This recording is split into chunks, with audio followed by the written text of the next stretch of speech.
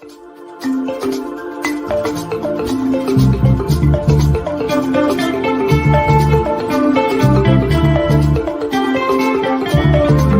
bɛɛ lajɛlen na o de la bi an ka wele sera an ka dankɔrɔba dɔ ma an bɛna yɔrɔ di a ma a yɛrɛ bɛna a tɔgɔ ni a jamu ani a bɛ bɔ yɔrɔ min na a n'a ka baara ye min ye a bɛna o fɔ an filɛbaw ɲɛna i danse Maliba fɔliw kɛnɛ kɔnɔ. Nse an wula an lamɛnba jama n bɛ foli lase n daba Ala ma o min sɔnna ka an mara ka bidon jira an na n bɛ foli lase lamɛnbaw bɛɛ kelen kelen ma aw minnu bɛ sɔn k'a ka wagatiw ta ka an lajɛ ani n bɛ foli lase Maliba fɔli mɔgɔw bɛɛ kelen kelen ma olu minnu sɔnna ka ɲɛna tɔmɔ u ka nin kɛnɛ kan. Ok donc o ɲana maintenant i tɔgɔ ni jamu ani i bɛ bɔ yɔrɔ min na ani i ka baara ye min ye ka o fɔ an filɛbaw ɲɛna. Ne tɔgɔ ye Dana Sogoba n bangera Bamakɔ yan mais bibi na n sigilen bɛ Molodo n'o bɛ ɲɔnɔ cercle la. Ɲɔnɔ cercle la a bɛ n'a fɔ Sogobamuso kuma man d'a ye mais bi i ni mɔgɔ min bɛ ɲɔgɔn na ne fana t'a dabila a i ka baara ye jumɛn de ye. N ka baara ɲɛsinnen don tanuni ma an bɛ don min na i ko bi. Aha donc i m'a ye Dana Sogoba tanunikɛla wara de don Mali kɔnɔna la yan donc an ni Dana de bɛ ɲɔgɔn bolo donc Dana an bɛna daminɛ ɲininkali la yala e nana dɔnkilida la cogo di. Ne nana dɔnkilida la ne bɛ se k'a fɔ tanuni diyara ne ye depuis ne denmisɛnma n bɛ école dimanche la n bɛ dɔnkiliw da n'an bɛ taa rallye la n bɛ dɔnkiliw da n nana b'o la fo ka na n kɔrɔya n donna chorale la n bɛ tanuni kɛ chorale la nka n ka cassette yɛrɛ bɔ tiɲɛ na n bɛ se k'a fɔ o kɛra Ala yɛrɛ ka weleli ni Ala ka dɛmɛli ye o kɛra Ala ka dɛmɛli ye walasa n ka se ka cassette bɔ ba ni n ka dɔnkiliw sɔrɔ cogo jate minɛ n ma wuli ka recherche kɛ ka fɛn dɔw kɛ nka tuma caman matigi bɛ dɔnkili ninnu don da la n'a y'a don da la n bɛ n ka téléphone ta n b'a enregistrer pour que e kana ɲinɛ a kɔ chaque fois n'a ye dɔnkili dɔ don da la n bɛ n ka téléphone ta n b'a enregistrer fo ka n'a kɛ n yɛrɛ y'a latigɛ ka cassette bɔ ni o tanuni dɔnkili ninnu ye. O ɲana donc e somɔgɔ si tɛ dɔnkilidala ye. an ka du kɔnɔ komi danabaden fɛnɛ danabadenw bɛɛ ye tanunikɛla ye den o den sɔrɔla danaya so kɔnɔ denmisɛnninw bɛɛ bɛ tanuni kɛ an bɛ se k'a fɔ danabadenw bɛɛ ye tanunikɛla ye bari danabaden min bɛ dɛsɛ ka tanuni kɛ n tɛ se k'a fɔ k'a tɛ yen nka a ka dɔgɔ. A ka dɔgɔ d'accord komi i y'a fɔ an filɛbaw ɲɛna k'a fɔ i ka baara ye dɔnkilida de yala i bɛ musique genre jumɛn de kɛ. ne bɛ musique genre min kɛ o ye bamanan fɔli de ye bamanan fɔli ka di ne ye kosɛbɛ kosɛbɛ ka n lamɛnbaaw la nisɔndiya. o la nisɔndiya ko caman de b'an bolo bi Maliba fɔliw kɛnɛ n'a fɔra mɔgɔ min kɔ i jija dɛ a y'a télécharger a y'aw abonné YouTube kan pour que k'a ɲɔgɔnna caman caman ye ani n'a ka di ye k'an ka émission sponsoriser an tɛ sɛgɛn k'a fɔ a ɲɛna i bɛ weleli kɛ nɛgɛjuru sira min bɛ ka tɛmɛ dugu ma i bɛ bilasira ka kɛɲɛ ni o ye yala Dana depuis i ye tanuli daminɛ i ye album joli de bɔ. baara daminɛ don n ye album kelen de bɔ fɔlɔ. album kelen wa an sigilen bɛ o album kelen de kunna o tɛ yan donc o album kelen kɔnɔna la titre joli de bɛ a kɔnɔ. titre 8 de bɛ a kɔnɔ. titre 8 donc a bɔra 2022 in na. awɔ an y'a baara daminɛ 2021 nka an sera ka officialiser 2022 na. o la aw minnu ɲɛ bɛ Dana Sogoba la an y'o de fɔ a ye album bɔ donc an bɛ na ɲininkaliw tɔw ta ɲɛ hali bi o album ko ta fanfɛla la i ka dɔnkili dɔ bɛ o kɔnɔna la min bɛ kuma layidu ko la tiɲɛ tɛ voilà donc o dɔnkili kunkurunin tigɛ ta. ne ye layidu ta la ye ne ye layidu ta la ye ne ye layidu ta la ye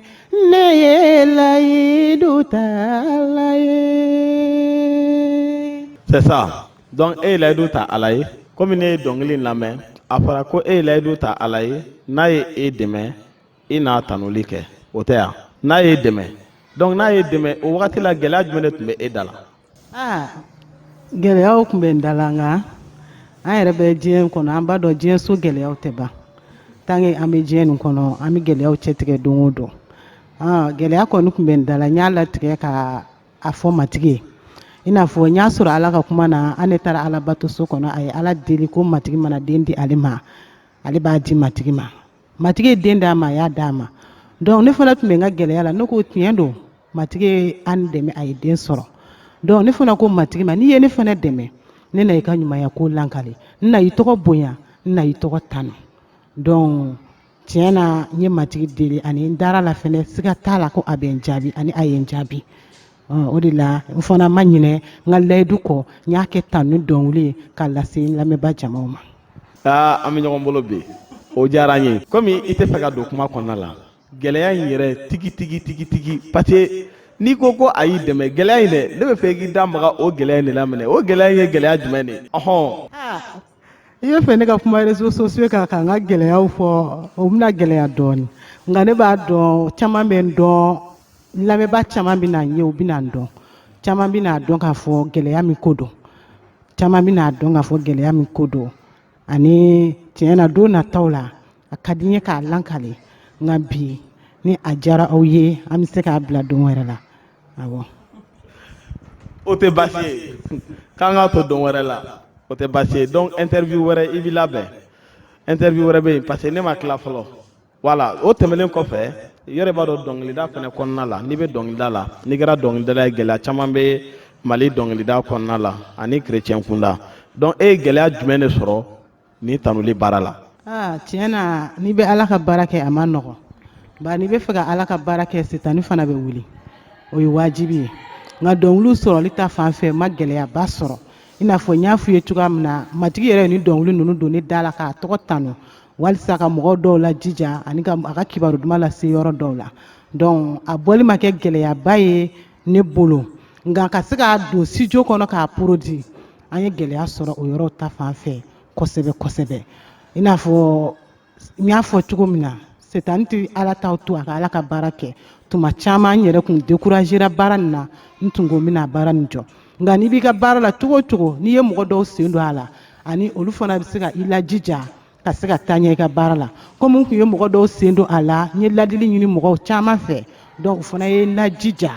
n ka baara la ko n ka taa ɲɛ n kana saliya n fana jijara ala y'a kɛ kasɛti sera ka bɔ n bɛ matigi fo o fana kosɔn. i kelen tɛ koyi an bɛɛ de bɛ matigi fo o kosɔn ka tuguni ni ala denw ye ala den ka dɛmɛ ala ka dɛmɛ u ka ɲɛnamaya la o ye barakadalikoba de ye wala an bɛɛ b'a fɔ ko matigi i ni ce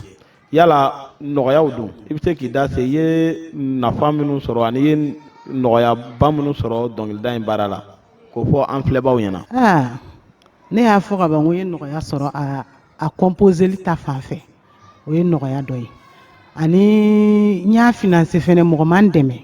nka ma kɛɲɛ ma dɛsɛ moyen na ka se k'a kɛ wa n ye a wari bɔ wagati min na fɛnɛ tuma dɔw la n'i ye dépense dɔw kɛ i bɛna gɛlɛya ye i yɛrɛ la ko dɔw ta fan fɛ nka n ye a dépense kɛ ka se ka cachette ni produit n y'a bɔ n yɛrɛ kun ka sɔrɔ mɔgɔ ma n dɛmɛ baara ta fan na donc n y'a dɔn halisa o ye ala ka dɛmɛli ye n y'a dɔn k'a fɔ a kun ka di ala ye ni cachette ni ka se ka bɔ donc o ye nɔgɔya ye ani o ye barikadali.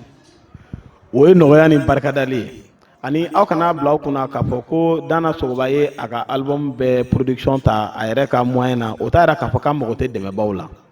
an ka tɔnɔlikɛlaw mago bɛ dɛmɛbaw la kosɛbɛ aw b'a hakili to o la aw bɛ se k'u dɛmɛ cogo cogo la a kɛra ala deli ye a kɛra musakako ta fanfɛla ye an tɛ sɛgɛn k'a fɔ aw ɲɛna aw ye u dɛmɛ u mago bɛ aw fana ka dɛmɛ la donc o tɛmɛnen kɔfɛ n'i ye e ka album dɔnkiliw lamɛn ɲininkali kelen de bɛ jigin i kɔnɔ yala ni dɔnkili hakilinaw nana cogo di yala e ka dɔnkiliw hakilinaw bɛ sɔrɔ cogo di. i n'a fɔ n y'a fɔ cogoya min na kuma daminɛ na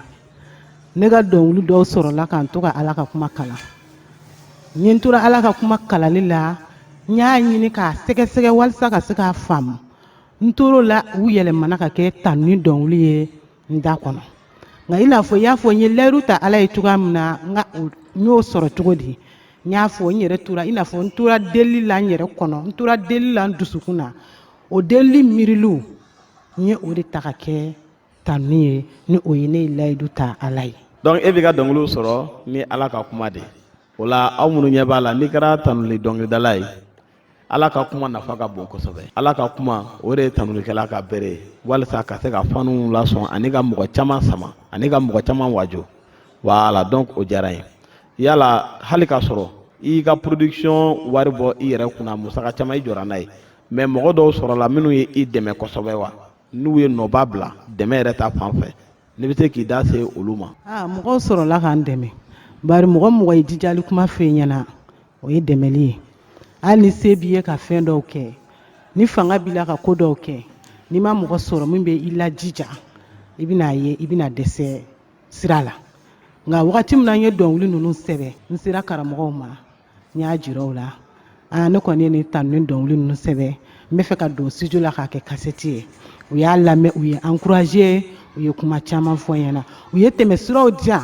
walisa a ka se ka kɛ donc dɛmɛli tɛ tɛmɛ o kan ala baara ta fan fɛ n dɛmɛbaa fɔlɔ kɛra n daba ala ye o min sɔnna ka hakilitigiya ni dɔnniya diyan ka se ka nin baara kɛ dɛmɛli fɔlɔ bɔra ale yɔrɔ de la. O ɲana an ka ɲininkali sera a fanba dɔ ma o ye Avide Fani ye. Dana Fanu fana kumana dɛ.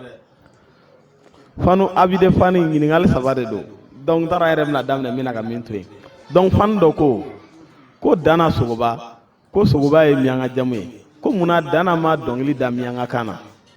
N y'o yɔrɔnin fɔ a ye n ka présentation yɔrɔ la ne ko n ko ne bangera Bamakɔ yan o kɔni man kan bali ka miɲanga kan mɛn nka n bɛ se ka miɲanga kan mɛn n bɛ se k'a faamu mais ka se ka kuma bayɛlɛma k'a kɛ dɔnkili ye o ma nɔgɔn kosɛbɛ kosɛbɛ nka a kun ka di ne yɛrɛ ye don nataw la ka se ka dɔnkili da n ka kan na ka se ka kibaru duman fɔ walisa ne balima miɲanga minnu bɛ yen n'u tɛ bamanankan mɛn ka se ka kibaru duman sɔrɔ ne ka tanu ni sababu la. C'est ça o ye ɲininkali fɔlɔ jaabilen ye ɲininkali filanan Avide Fani na ko yala ko Dana ye miɲanga tɔgɔ de wa ou Dana a bɛ cogo di parce que Fani dɔ ko k'olu fila yɛrɛ ɲɔgɔn sɔsɔ ko dɔ ko danaya de don dɔ ko danaya tɛ dɛ dɔ ko Dana ye dɔgɔnɔ tɔgɔ ye donc tɔgɔ caman fɔra maintenant an bɛna di e yɛrɛ ma yala Dana a ɲɛfɔ mɔgɔw ɲɛna. Ni ɲininkali nin diyara n ye bari hali ne yɛrɛ denmisɛnnin ma ni ɲininkali tun ye ne kamana gan kosɛbɛ bari ne ka philosophe monsieur ko ne ma ko Dana ye bamanan tɔgɔ ye ko Dana nin tun ye ne kamana gan kosɛbɛ dɛ ne nana du kɔnɔ ne yɛrɛ ye n bamuso ɲininka a ye Dana nin bɔ min ka da ne na bari ne yɛrɛ tun ma a faamu kosɛbɛ kosɛbɛ nka a ye jaabili min di ne ma o ye ne sewa o ye ne ɲagali o ye ne nisɔndiya a ko ne ma ko missionnaire dɔ tun bɛ Tɔrɔso mission na américain de canadien dɔ de tun don a tɔgɔ ye Dana ale ni missionnaire nin tun ka di kosɛbɛ wa tɔgɔ nin diyara ale ye ale ye denmuso sɔrɔ min kɛ ale ko k'a tɔgɔ da Dana nin sɔrɔla o de fɛ canadien dɔ tɔgɔ de tun don. Wa donc an filɛbaaw dɔgɔnɔ kan tɛ ayiwa miɲanga kan tɛ komi aw ye sɔsɔli kɛ cogo min na n'i y'a mɛn Dana a tɔgɔ dara tubabu dɔ de la donc o de nana ni Dana ye a y'a faamuya voilà parce que Maliba fɔliw fana la an b'a fɔ ka jɛya de an tɛ nɔgɔ to a la Dana Sogoba hali bi an bɛ ɲɔgɔn bolo Maliba fɔliw kɛnɛ kan ani a ye taa ɲɛ ka abonné an ka page YouTube kan ka tuguni ni abonné don page YouTube kan ko dumanba caman de bɛ yen i bɛ minnu ye Maliba fɔliw plateau sanfɛ an y'o de fɔ an ka baara fana ye production ye an bɛ production kɛ studio Rachel o bɛ yen ani an bɛ sɔnw feere an ka site fana kan www.malibafɔliw.com nin bɛɛ bɛ dugumala la a ye yɛlɛn ka artistes ka sɔnw télécharger MP3 la aw ka téléphone kɔnɔ n'i ɲɛ tɛ téléchargement na yɔrɔ min na o kɔrɔ ko bɛ san de i bɛ t'o san boutique la o de fana bɛ artistes dɛmɛ musakako ta fan fɛ an bɛna segin an ka ɲininkali so kɔnɔ Dana i ye album min bɔ album titre tɔgɔ. Album titre ye ko Yesu ye jigi ɲuman ye. Yesu ye jigi ɲuman ye donc n'i bɛ album in dɔnkiliw jateminɛ barikadali dɔnkiliw b'a kɔnɔ jijali dɔnkiliw b'a kɔnɔ sɔrɔnadonni dɔnkiliw b'a kɔnɔ ani danabaaw yɛrɛ labɛnni dɔnkiliw b'a kɔnɔ o tɛ yan yala o ni dɔnkili in bɛɛ lajɛlen i y'i ka dɔnkili sɔrɔ cogo fɔ dɛ mais e ka dɔnkili ninnu dɔw bɛ yen tiɲɛ na dɔnkili ninnu u nafa ka bon kosɛbɛ i bɛ se k'i da don album min yɛrɛ titre farala ɲɔgɔn kan cogo min na pour que a ka dafa nin cogo la yala a kɛra cogo di e dɔnkili dɔw de bila ka bin wa ou bien dɔnkili i ye dɔnkiliw sɔrɔ cogo min na i y'a bɔ ten. A diyara n ye n bɛ se k'a fɔ n ye dɔnkili sɔrɔ cogoya min na n y'a bɔ ten mais tɔɔrɔ mana kɛ cogo o cogo i ɲɛ jɔlen ka to Yesu la n ye o sɔrɔ n kun kan ka don studio la don min na veille i n'a fɔ samedi sɔgɔma n kun kan ka don studio la vendredi sufɛ n dalen yɛrɛ n ye o dɔnkili sɔrɔ donc a diyara n ye morceau kelen tun bɛ yen ka o remplacer sinon dɔnkili bɛɛ sɔrɔla cogoya min na a dara ten nka tɔɔrɔ mana kɛ cogo cogo n y'a sɔrɔ contexte min kɔnɔna na ani n y'a sɔrɔ k'a fɔ matigi bɛ fɛ ka ne kalan a bɛ fɛ ka mɔgɔ wɛrɛ kalan donc n y'a latigɛ ka o morceau remplacer tɔɔrɔ mana kɛ cogo cogo. tɔɔrɔ mana kɛ cogo cogo i ɲɛ jɔlen ka to Yesu la a dɔnkili kunkurunin da lamɛnbaaw i kana dɔn kɛ fɔlɔ parce que dɔnba ko bɛ ɲɛfɛ fɔlɔ mais nin lamɛn i ka hakili sigilen ka to surprise ba de b'an bolo bi o kunkuru tigɛ walasa an lamɛnbaaw k'a faamuya dɔnkili yɛrɛ ye min ye. tɔɔrɔ mana kɛ cogo cogo i ɲɛ jɔlen ka to Yesu la tɔɔrɔ mana kɛ cogo cogo don dɔ la a bɛ ban tɔɔrɔ mana kɛ cogo cogo i ɲɛ jɔlen ka to Yesu la tɔɔrɔ mana kɛ cogo cogo don dɔ la a bɛ ban tɔɔrɔ mana i sɔrɔ i ɲɛ jɔlen ka to Yesu la tɔɔrɔ mana kɛ cogo cogo don dɔ la a bɛ ban diɲɛ sosigi man nɔgɔn i ɲɛ jɔlen ka to Yesu la i ka tɔɔrɔ mana bonya cogo cogo don dɔ la a bɛ ban. Wa n y'o de fɔ bravo sɔgɔmuso vraiment c'est ça e min bɛ k'an lajɛ ka n'i yɛrɛ faga ɲani ye tɔɔrɔ mana kɛ cogo cogo i ɲɛ jɔlen ka to Yesu la don dɔ a bɛ ban nin ye jigisigi dɔnkili ye dɛ nin ye jigisigi dɔnkili mais depuis ye ni dɔnkili bɔ mɔgɔ ma sɔrɔ minnu ye seereya bɔ dɔnkili in ko la. tiɲɛ na mɔgɔ caman sɔrɔla min ye seereya bɔ dɔnkili ko la o de la n yɛrɛ dara la ko ala ni senu de ye ɲɛ minɛ nin don su fɛ ka se ka nin dɔnkili nin bɔ walasa ka a don kasɛti nin na mɔgɔ dɔw ko Dana i ye nin dɔnkili nin bɔ n y'a lamɛn don min na n kasira kosɛbɛ kosɛbɛ n y'a sɔrɔ i n'a fɔ i bɛ ka ne yɛrɛ de ka ɲɛnɛmaya fɔ i ka dɔnkili nin na nka n y'a lamɛn siɲɛ kelen n y'a lamɛn siɲɛ fila n jigi sigira n y'a dɔn k'a fɔ tiɲɛ yɛrɛ yɛrɛ la tɔɔrɔ mana kɛ cogo cogo don dɔ la a bɛ ban o ye ne dusu sewa kosɛbɛ ni dɔnkili bɔli kosɔn. o ɲana an bɛ taa ɲɛ ɲininkali la hali bi i ko i ka production kɛ i yɛrɛ de jɔra n'a ye yala e bɛ baara wɛrɛ jumɛn de kɛ tanuli baara in kɔfɛ. ne ka baara ɲɛsinnen don kɛnɛya hukumu kɔnɔna ma awɔ. a ɲɛfɔ tan kɛnɛya hukumu kɔnɔna la jumɛn kelen kelenna. n baara kɛ dɔgɔtɔrɔso la n bɛ muso kɔnɔmaw de tɔgɔ u ka kɔnɔmaya la fo ka taa se o jiginni ma o ye ne ka baara ye kɛnɛya hukumu kɔnɔna na. d'accord o tɛmɛnen kɔfɛ an bɛna taa ɲɛ ni an ka ɲininkali ye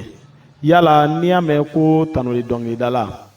a bɛ se ka kɛ i kelen tɛ tanuli dɔnkilidala wɛrɛw bɛ yen yala an ka Mali tanuli dɔnkilidala i n'u cɛ jɛɲɔgɔnya bɛ cogo di. gɛlɛya tɛ yen gɛlɛya foyi tɛ n tanuni dɔnkilidalaw cɛ u caman ye n kɔrɔw ye u caman ye n dɔgɔninw fana ye donc mɔgɔ tɛ se ka kɛ tanunikɛla ye fo jɛɲɔgɔnya ka sɔrɔ i ni tanunikɛla tɔw cɛ walasa i ka se ka ɲɛfɛ tagali sɔrɔ hali n ye nin baara daminɛ wagati min na n gɛrɛla tanunikɛla dɔw la an ye lajili caman sɔrɔ ɲɔgɔn fɛ donc u b'a yira k'a fɔ ko gɛlɛya tɛ ne ni tanunikɛlaw ta fan fɛ. o la mɔgɔ kɛra o tanulikɛlaw cɛma an bɛ aw fo kosɛbɛ tiɲɛ na n'i y'a mɛn Kirisa farikolo jɛka baara de ko don aw minnu bɛ ko ja ɲɔgɔn na an bɛ aw fo aw jijalen ka to ka tugu ni o de ye an ka hɛrɛ bɛ o de la yala Dana Sogoba ni mɔgɔ min bɛ fɛ ka e wele yala e bɛ taa kungo jumɛn ni kungo jumɛn de la. tanu kɔni n'i ko k'i bɛ tanu kɛ ala ka baara de don ala ka baara la mɔgɔ tɛ se ka baara woloma ala ka baara la ni ala ni senu y'i ɲɛ minɛ ka taa fan o fan ni ala ka baara de don a ka kan i ka taa ye ne kɔni fɛ ne wulila fɛn o fɛn na ni ala ka baara de don n'o ko bɛ kɛ ala bonyali kosɔn siga t'a la ne na taa ye. siga t'a la Dana bɛ taa n'i y'a wele fɛn o fɛn bɛ nɔrɔ da matigi tɔgɔ kan matigi ko bɛ kɛ yɔrɔ o yɔrɔ la ale fɛnɛ sen bɛ yen yala album bɔra album bɔlen ni sisan cɛ baara bolodalenw jumɛn de bɛ Dana bolo i ka projet o. baara bolodalen bɛ n bolo sabula halisa n sera ka morceau dɔw fara ɲɔgɔn kan a ka di n ye tuguni ka don studio kɔnɔ n'olu ye nka min yɛrɛ bɛ n dusukun na kosɛbɛ kosɛbɛ nin wagati in na o ye ka clip bɔ morceau dɔ bɛ n bolo a ka di n ye bi in na yɛrɛ yɛrɛ k'a kɛ clip ye awɔ k'a kɛ clip officiel ye ani ka fara o kan dédicace ko don ou o tɛna ye ni sen nata la. dédicace tɛna ye sen nata la an bɛna to kɔfɛ la ni ala ye dɔ cassette wɛrɛw bɔli fanga ni a barika dɔn na ɲɛfɛ taga la n bɛna dédicace kɛ. O tɛmɛnen kɔfɛ an ka ɲininkaliw bɛ ka sɛnsɛn ka se a laban yɔrɔw la mais sans o cɛ i komi i b'a kalama an bɛɛ bɛ Mali kɔnɔna la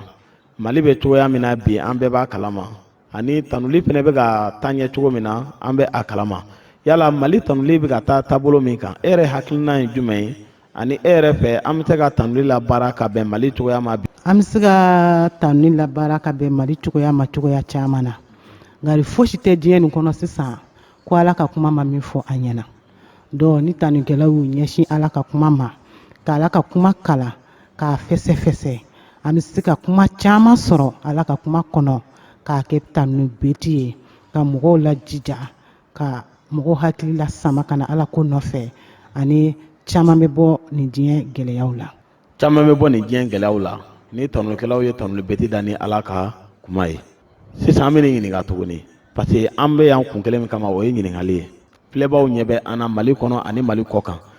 message bɛ ka na ko an bɛ ka lamɛn hali Israel jamana kan donc o b'a jira k'a fɔ ko Maliba fɔliw a tɛ kulonkɛ la bilen o la an b'a kɛ n'an sɛbɛ de ye faut pas que Dana ka sigi a mɔgɔ dɔ k'a fɔ tiɲɛ na ɲininkali dɔ bɛ yen ne tun bɛ fɛ k'o dɔn ne ma o sɔrɔ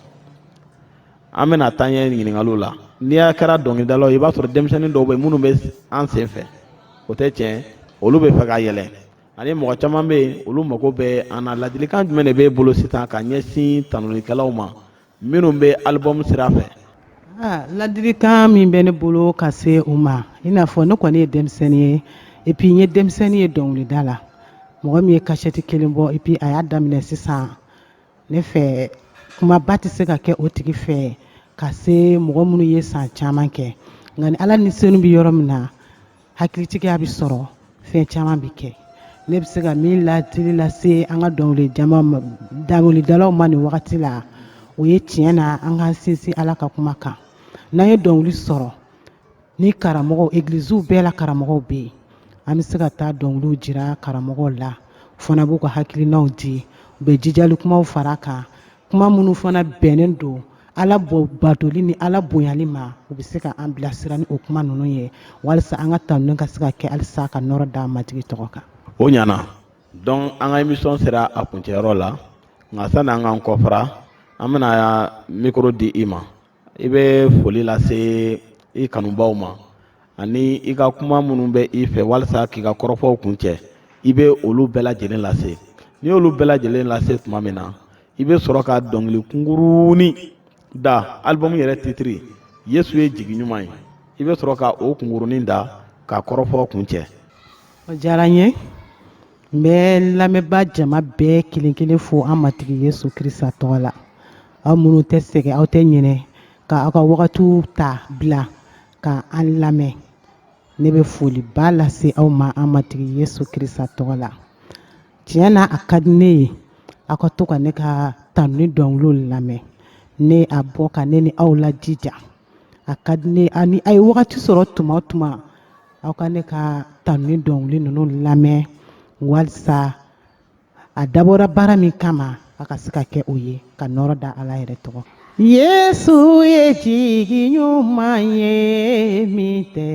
yɛlɛma matigi ye jigi ɲuman ye min bɛ to abada Yesu ye jigi ɲuman ye min tɛ yɛlɛma matigi ye jigi ɲuman ye min bɛ to abada. o ɲana o de bɛna dan sigi an ka bi Maliba fɔliw kɛnɛ la an ni Dana Sogoba de tun bɛ ɲɔgɔn bolo vraiment bi émission yi ne b'a dɔn bi ta in tɛmɛlen kɔfɛ aw caman caman de bɛna abonné an ka page YouTube n'an ka page Facebook kan ani ka to ka yɛlɛ site kan Dana Sogoba ka son bɛɛ lajɛlen a dafalen a bɛ malibafɔliw.com ni donna o site kan i b'a dafalen sɔrɔ yen i bɛ se k'a télécharger walisa ka fɛrɛ a lamɛnni ma an ka bi émission kun cɛra aw kan bɛn a ɲɔgɔnna wɛrɛ Ala ka duba aw ye Yesu tɔgɔ la bye bye